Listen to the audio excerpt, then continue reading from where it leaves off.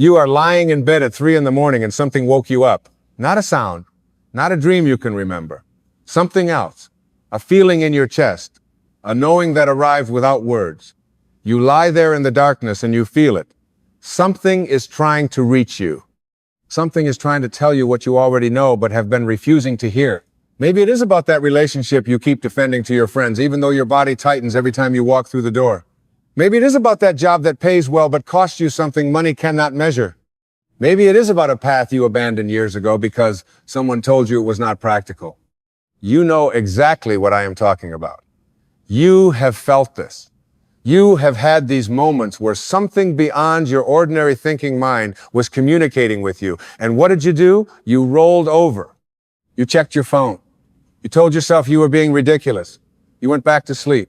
But here you are, still carrying that same feeling, still sensing that same message, trying to break through, still knowing what you refuse to know. What if that voice you keep silencing is not your imagination at all? What if it is not anxiety dressed up as wisdom? What if that persistent knowing that will not leave you alone is actually the most sacred communication available to a human being? What if God speaks to you through your intuition and you have been hanging up the phone your entire life? Let me share something with you that took me decades to understand. We live in a world that has convinced you that the only real knowledge is knowledge that can be measured and proven. If you cannot put it on a spreadsheet, it does not count. If you cannot explain it logically to someone else, it must be wrong. If you cannot defend it in an argument, it has no value. And so you have become disconnected from your own deepest knowing. Think about what you were taught as a child. When you said you did not want to hug that relative who made you uncomfortable, what were you told? Do not be silly. Give him a hug. When you said something felt wrong about a situation, what happened? You are imagining things. When your body told you no and your mind could not explain why, what did the adults in your life say? You need to be reasonable. Over and over and over again, you received the same message. Your internal knowing is not to be trusted. The world outside you is real. The world inside you is fantasy. And you believed it. Of course you believed it. You were a child. You needed to survive. So you learned to override your own guidance system and replace it with the opinions and expectations and judgments of others. Now here you are, perhaps 30 or 40 or 50 years later, and something extraordinary is happening. That voice you silenced never actually went away. It has been there this whole time, waiting, patient, persistent, calling to you in quiet moments, calling to you in the middle of the night, calling to you through feelings you cannot name and urgings you cannot explain. Have you noticed this in your own life? That sense that there is something more, something you are supposed to be doing or saying or becoming that you cannot quite articulate? That is not random. That is not meaningless neurological activity. That is the infinite intelligence that created you, trying to guide you home. Let me tell you about a man I will call Michael. Michael is 44 years old and works in financial services. By every external measure, he is successful. His parents are proud, his resume is impressive, his neighbors think he has it all figured out. But Michael has not felt alive in 7 years. Every Sunday evening, a heaviness settles into his chest. Every Monday morning, he puts on what he calls his costume and drives to a building where he spends 50 hours a week doing work that means nothing to him. And somewhere in the middle of most days, there is a moment where he looks around and thinks, what am I doing here? Now, Michael has an explanation for all of this. He calls it normal stress. He tells himself that everyone feels this way. He says he will feel better after the next promotion, or the next vacation, or the next milestone. He medicates the emptiness with busyness and alcohol and scrolling through his phone until his eyes hurt. What Michael will not do is listen to what that heaviness is trying to tell him, because if he listened, he might have to change. And change is terrifying. Change means admitting that the path he has been on for 20 years might not be his path at all. Change means facing the judgment of everyone who praised him for walking that path. Change means stepping into uncertainty when everything in his conditioning screams for safety. So Michael keeps walking, and the voice keeps calling, and the distance between who he is and who he was meant to become grows wider every single day. You know someone like Michael. Perhaps you are Michael. Perhaps you have built an entire life on a foundation that your deepest self never chose. Here is what nobody tells you about intuition. It does not come from the part of your mind that thinks.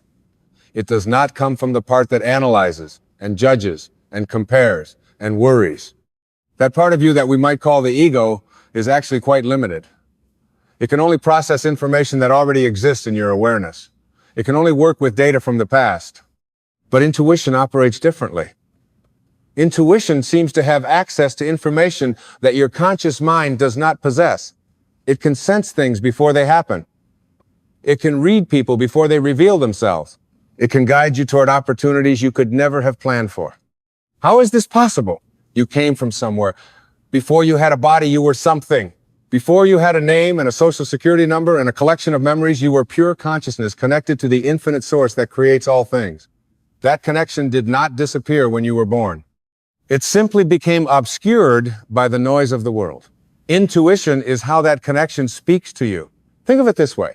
Imagine you have a radio inside you that is capable of picking up signals from a dimension beyond the ordinary. When that radio is turned on and tuned properly, you receive guidance that seems almost miraculous. When it is turned off or full of static, you stumble through life relying only on your limited personal perspective.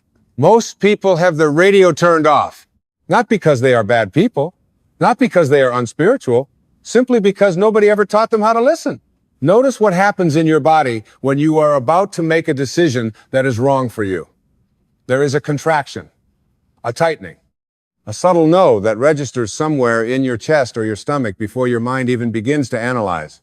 And notice what happens when something is right for you. There is an expansion, an opening, a subtle yes that feels like relief or recognition or coming home. Your body knows things your mind cannot comprehend. Your body is connected to that deeper intelligence in ways that bypass all your conditioning and fears and rationalizations. This is why so many people have lost the connection. You live from the neck up. You exist in your thoughts and your plans and your endless mental chatter. Meanwhile, the body is sending signals constantly and you have forgotten how to receive them. The ego will say, but what if my feelings are wrong? What if my body lies to me? And this is where the practice becomes subtle, because there is a difference between intuition and anxiety. There is a difference between guidance and fear. Anxiety is sharp and based in worry about the future. It is accompanied by racing thoughts and catastrophic scenarios and a frantic quality that feels like running from something. Intuition is calm. It is based in knowing, not fearing. It arrives without drama. Often it is inconvenient because it does not care about your comfort. It cares about your truth. When was the last time you had a strong intuitive feeling about something? Maybe it was about a person or a decision or just a sense that you needed to be somewhere or do something. What did you do with that feeling? Did you follow it or did you talk yourself out of it? I am not asking these questions to make you feel guilty. I am asking because I want you to see the pattern. The pattern of dismissing your own inner guidance is so automatic and so habitual that most of you do not even notice you are doing it. Let me tell you about the opposite pattern because it is just as instructive. There was a woman I knew named Catherine. Catherine was the kind of person everyone described as lucky. She seemed to always be in the right place at the right time. Opportunities found her. The right people showed up when she needed them. Her life had a quality of flow that others found almost mystical. But here is what people did not see about Catherine. She listened. When she got a feeling about someone, she paid attention. When something did not sit right with her, she did not override it. She investigated. When she woke up with an urge to call an old friend, she called them. When a path opened that did not make logical sense but felt right in her body, she took it. Catherine was not lucky. Catherine was connected.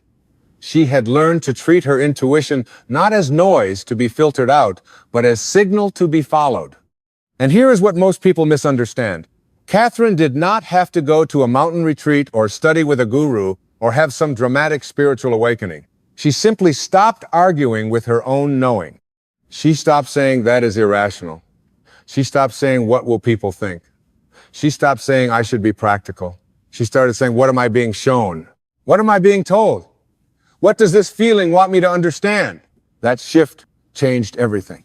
But here is what changes everything for you. The question is not whether God is speaking to you. God is always speaking.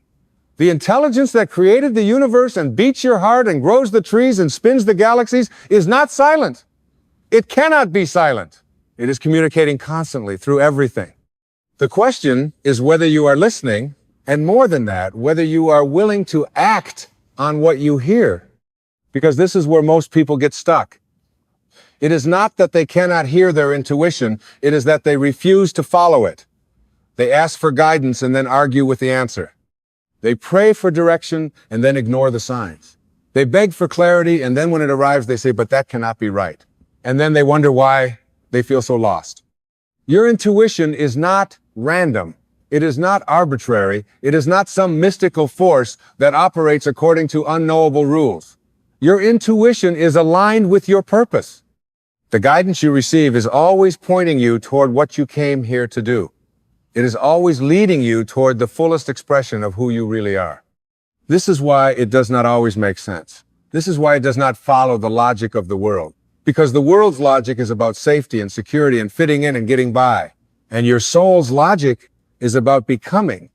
There was a moment in my own journey when I felt an overwhelming urge to write a book that my publishers did not want me to write. They wanted more of what had worked before. They had market research.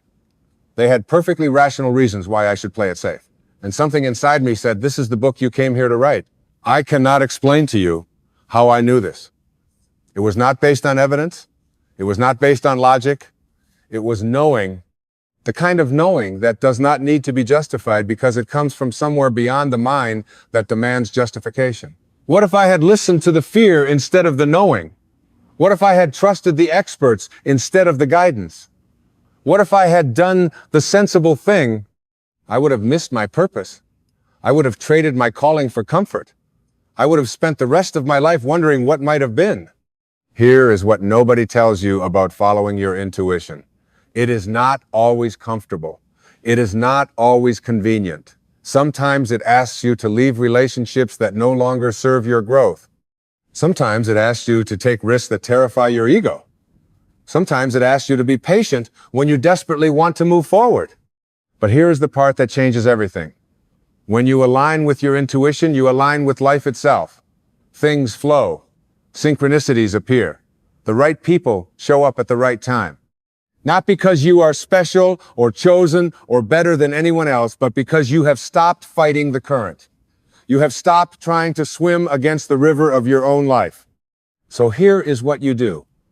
Here is how you begin to reconnect with the guidance that has always been available to you. The first practice is stillness. You cannot hear a whisper when you are surrounded by noise. And most of you live in constant noise. External noise from your devices and your obligations, internal noise from your thoughts and your worries. You are so busy consuming and reacting and planning and scrolling that there is no space for the still small voice to reach you. Intuition requires space. It requires quiet. It requires moments when you are not doing or consuming or reacting. This does not mean you need to meditate for hours. It means you need to create regular pockets of silence in your life. 5 minutes in the morning before you reach for your phone. 10 minutes of sitting quietly before bed. A walk without headphones. A meal without distraction. In that stillness, ask. Ask, what do I need to know? Ask, what am I being shown? And then do not demand an immediate answer. Plant the question and trust that the answer will come. Maybe not in that moment. Maybe later in a conversation or a dream or a sudden flash of insight while you are doing something ordinary. But if you ask sincerely, the answer will come. The second practice is attention to the body. Intuition lives in the body. So begin to notice your body's signals throughout the day. Before you say yes to something, pause. Feel into your body. Is there expansion or contraction? Before you make a decision, pause. What is your gut telling you? When you meet someone new, pay attention. What is your body's first response before your mind starts analyzing? This is not about being controlled by physical sensations. It is about including them in your awareness. It is about reuniting the head and the heart and the mind and the body. Here is something you can try right now. Bring to mind something you have been considering, a decision you need to make, a path you are contemplating. Do not think about it. Feel it. Imagine yourself choosing one direction. Let yourself step into that reality for a moment and notice what your body does. Does it expand or contract? Does it relax or tense? Does it feel like yes or no? Then do the same with the other option. Your body will tell you things your mind is too afraid to admit. The third practice is courage. Because here is the truth. Intuition will often ask you to do things that scare you. It will lead you into uncertainty. It will challenge your comfort. It will require you to trust something you cannot see or prove. And in those moments, you will have to choose. You will have to decide whether to follow the voice of fear or the voice of knowing. Do not wait for certainty. Do not wait for guarantees. Do not wait for the perfect moment when following your intuition will feel safe and comfortable. That moment does not exist. The path of intuition is not a path of certainty. It is a path of trust. It is a path of taking one step into the unknown and then another and then another, always guided by something you feel rather than something you can explain. This is faith. Not faith as belief in ideas you cannot prove, faith as willingness to act on knowing that comes from beyond your ordinary mind. The fourth practice is discernment.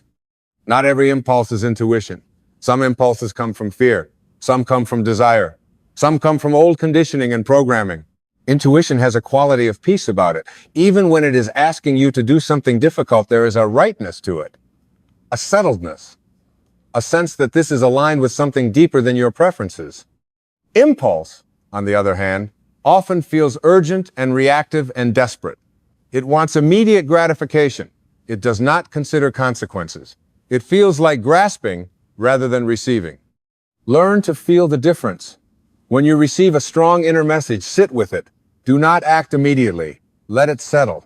If it is genuine intuition, it will remain. It will persist.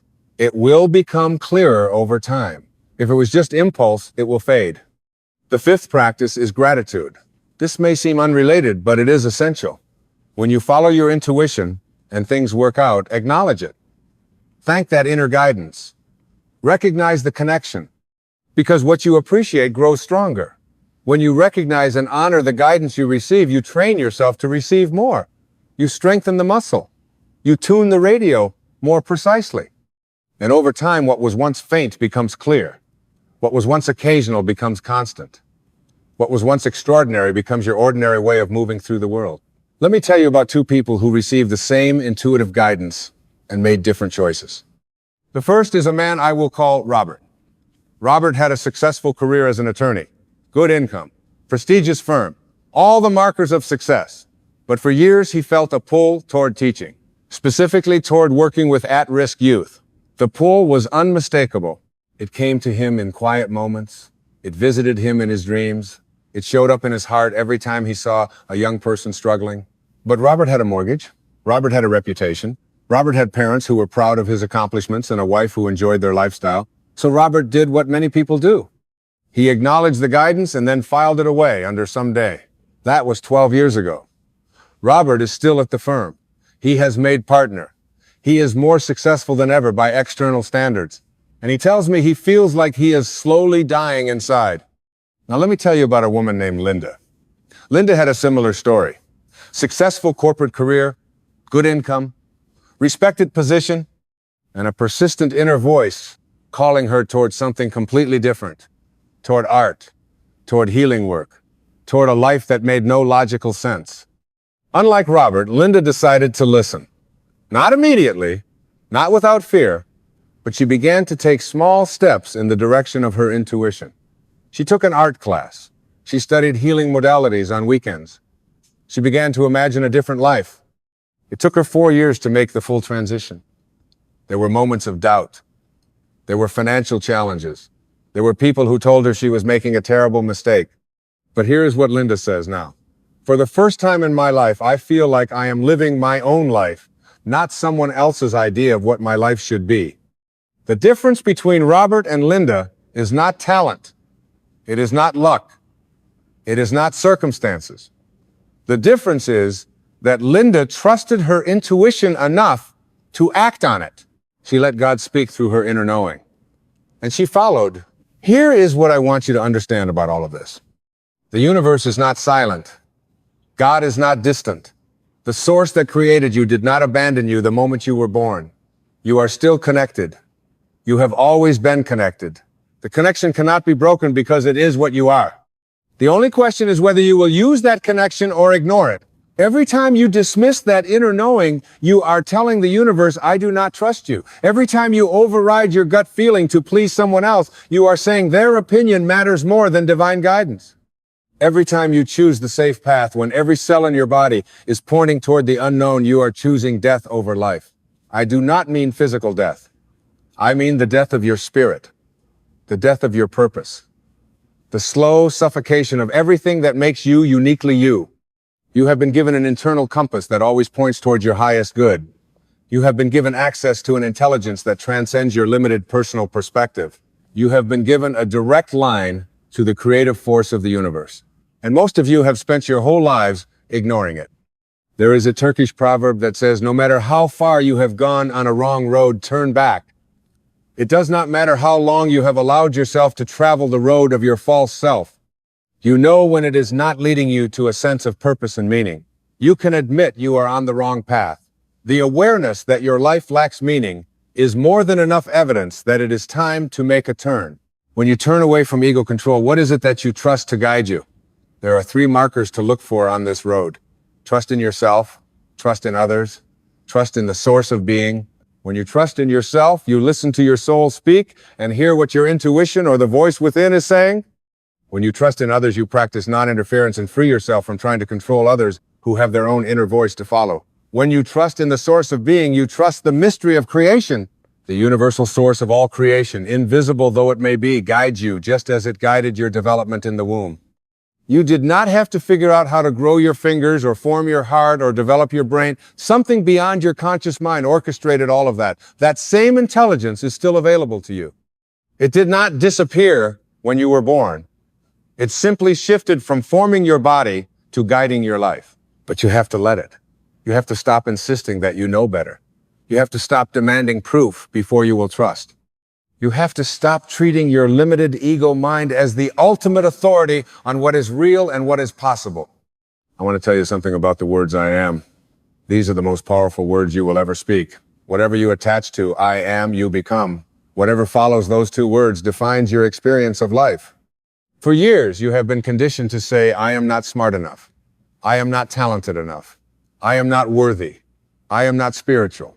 I am not the kind of person who hears from God. And the universe has responded to those declarations by showing you evidence that confirms them. But what if you began to change what follows I am? What if you started saying, I am connected to infinite wisdom. I am guided in every moment. I am capable of hearing the voice of the divine. I am worthy of receiving guidance. I am aligned with my purpose. The words I am are holy expressions for the name of God, the highest aspect of yourself. When you say I am, you are invoking the creative power of the universe. You are declaring what you will experience. Stop besmirching this holy name with limitations and doubts. Stop using I am to diminish yourself. Start using it to align yourself with the truth of who you really are. You are not separate from God. You are an expression of God. And the intuition that speaks to you is the voice of your own highest nature trying to guide you home. Let me take you back to that moment at 3 in the morning. You lying in bed. Something woke you up. Not a sound, not a dream, a feeling, a knowing. What if you stopped treating those moments as interruptions and started treating them as invitations? What if you stopped asking, why am I awake, and started asking, what am I being shown? What if you stopped rolling over and started listening? The guidance you need is already there. The answers you seek are already within you. The direction you have been praying for has been speaking to you your entire life. You just have to be still enough to hear it, brave enough to trust it, and faithful enough to follow it. Here's what I want you to do tonight, not someday, tonight. Before you sleep, find a quiet moment. Close your eyes. Take 3 deep breaths and ask silently, what is my intuition trying to tell me that I have been unwilling to hear? Do not force an answer. Just ask, and then notice what arises. A thought, an image, a memory, a feeling, a knowing. Write it down. Do not judge it. Do not argue with it. Just receive it. And tomorrow take one small action that honors what you received. One small step in the direction of your inner knowing. That is all it takes. One moment of listening, one act of trust, and then another, and another. Here is the truth that has taken me a lifetime to understand. You are not separate from the source that created you. You are not abandoned by the universe. You are not walking this path alone, trying to figure everything out with nothing but your own limited mind. There is a wisdom that wants to guide you. There is an intelligence that wants to support you. There is a voice that has been calling to you since before you took your first breath. When you change the way you look at things, the things you look at change. When you change the way you listen to your inner guidance, your entire life begins to transform. The question has never been whether God speaks. The question is whether you will finally listen. Become quiet enough to hear, brave enough to follow, and faithful enough to know that the guidance is real. That is the invitation. That is the practice. That is the path home. May you have the stillness to hear your inner voice. May you have the courage to follow it. And may you come to know deeply and personally that the wisdom of the universe lives within you, speaking always, guiding always, waiting only for you to listen.